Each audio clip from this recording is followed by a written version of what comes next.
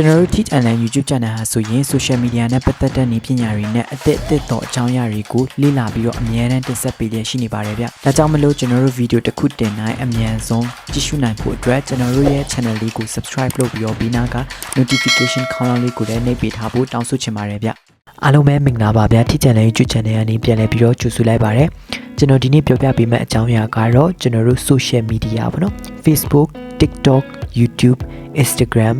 Telegram အစရှိတဲ့ social media ပေါ့နော်ပြီးတော့တခြားသောကျွန်တော်တို့ account တွေရှိမယ်ဆိုရင်လည်းတခြားသော account တွေရဲ့ password ကိုတနေရာထဲမှာအလွယ်ကူဆုံးကြည့်တဲ့နည်းလေးပဲဖြစ်ပါတယ်ဗျအဲဆိုရင်ကျွန်တော်တို့အရင်ဆုံး Chrome browser ထဲကိုဝင်လိုက်ပါမယ်ကျွန်တော်ဒီကြည့်တဲ့နည်းကလည်းနှစ်နည်းလောက်ပြောပြမယ်ပေါ့နော်တူတော့တူပါတယ်ဒါပေမဲ့ကျွန်တော်တို့တချို့တွေက Chrome browser မရှိဘူးပေါ့နော်အဲဆိုရင်ကျွန်တော်တို့ဒီဘယ်လိုလုပ်ရမလဲဆိုတာလည်းပြောပြပါမယ်အရင်ဆုံးကျွန်တော်ပြောပြမယ့်နည်းကတော့ကျွန်တော်တို့ Chrome browser ကနေတွားပြီးတော့လုပ်ရမှာဖြစ်ပါတယ်ဗျအဲအတွက်ကြောင့်ကျွန်တော်တို့ Chrome browser ထဲကိုဝင်လိုက်ပါမယ်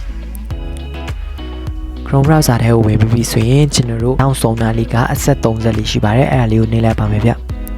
နှိပ်ပြီးဆိုရင်အောက်ဆုံးမှာ setting ဆိုတာလေးရှိပါတယ်အဲ့ထဲကိုဝင်လိုက်ပါမယ်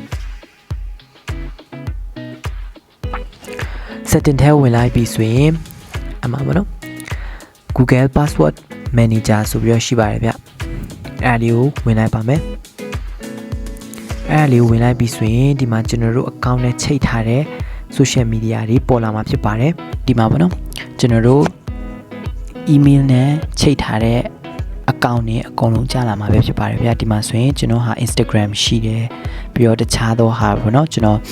ချိတ်ထားတာတွေအကုန်လုံးဒီနေရာမှာရှိပါတယ်ဥပမာအဖြစ်ကျွန်တော်ကြည့်မယ်ဆိုရင်ကျွန်တော် Instagram ကိုဝင်လိုက်မယ်ပေါ့နော်ဒါကြတော့ကျွန်တော်တို့ရဲ့ဒီ screen lock ပေါ့နော်ကျွန်တော်တို့ဖုန်းမှာ lock လုပ်ထားတဲ့ password ကိုဖြည့်ပေးရမှာဖြစ်ပါတယ်ဗျဖြည့်ပြီးဆိုရင်ဒီမှာပေါ့နော်ဒါကျွန်တော်ရဲ့ Instagram password ကြာလာပါပြီဒီရဲ့မျက်စိပုံစံလေးကိုနှိပ်လိုက်မယ်ဆိုရင်ကျွန်တော်တို့ဒီကိုရဲ့ password ကိုမြင်ရမှာပဲဖြစ်ပါတယ်ဗျဆိုရင်ဒီကနေကျွန်တော်တို့အလွယ်တကူ copy လုပ်ပြီးတော့ password ဖြည့်လို့ရမှာဖြစ်ပါတယ်ဗျအဲဆိုရင်နောက်တစ်ခုကျွန်တော်ဝင်ပြပါမယ် TikTok ပေါ့နော် TikTok ထဲဝင်လိုက်မယ်ဝင်ပြီးတော့ဒီနေရာမှာမျက်စိပုံစံလေးကိုနှိပ်လိုက်မယ်ဆိုရင်ကျွန်တော်တို့ရဲ့ password ကိုအလွယ်တကူကြည့်နိုင်မှာပဲဖြစ်ပါတယ်ဗျဒီလိုပဲကျွန်တော်တို့ Twitter ကိုလည်းဝင်လိုက်မယ်ဝင်ပြီးတော့မျက်စိပုံစံလေးကိုနှိပ်လိုက်ပြီးဆိုရင်ကျွန်တော်တို့ရဲ့ password ကိုအလွယ်တကူကြည့်နိုင်မှာပဲဖြစ်ပါတယ်ဗျဒါကတော့ပထမနည်းဖြစ်ပါတယ်ဒါဆိုရင်ကျွန်တော်နောက်တစ်နည်းနဲ့သွားပါမယ်ဗျအဲအတွက်ကြောင့်ကျွန်တော်တို့ဘယ်ကိုသွားမလဲဆိုတော့ကျွန်တော်တို့ account ရဲ့ Gmail ထဲကိုဝင်လိုက်ပါမယ် Gmail ထဲကိုရောက်ပြီဆိုရင်ဒီကျွန်တော်တို့အစွန်ဆုံးရဲ့ကိုယ့်ရဲ့ account ထဲကိုဝင်လိုက်ပါမယ်ဝင်ပြီးပြီဆိုရင်အနာလေးမှာ Google account ဆိုပြီးတော့ရှိပါတယ်ဗျအဲ့ဒါလေးကိုတစ်ချက်နှိပ်လိုက်ပါမယ်ဗျအဲဆိုရင်သူကကျွန်တော်ရဲ့ Google account ထဲကိုဝင်သွားမှာပေါ့နော်ဝင်ပြီးပြီဆိုရင်ကျွန်တော်ဒီလိုလေးပေါ်လာမယ်အဲဆိုရင်ဒီနေရာနားလေးမှာကျွန်တော်တို့နည်းနည်းလေးဆွဲလိုက်ပါမယ်ဆွဲလိုက်မယ်ဆိုရင်အမှာ security ဆိုပြီးတော့ပေါ်လာပါမယ်ဗျအဲ security လေးကိုတစ်ချက်နှိပ်လိုက်ပါမယ်အဲဆိုရင် security ကိုရောက်ပြီဆိုရင်ကျွန်တော်တို့အောက်ကိုဆွဲချလိုက်ပါမယ်နည်းနည်းလေးအောက်ဆုံးသားလေးကိုတွားလိုက်ပါမယ်ဗျအနာလေးမှာတော့ပုံစံလေးနဲ့ password messenger ဆိုပြီးတော့ password manager ဆိုပြီးတော့ရှိပါတယ်အဲ့နေရာကိုကျွန်တော်တို့ဒီအောက်က manage password ဆိုတဲ့နေရာလေးကိုတစ်ချက်တွားလိုက်ပါမယ်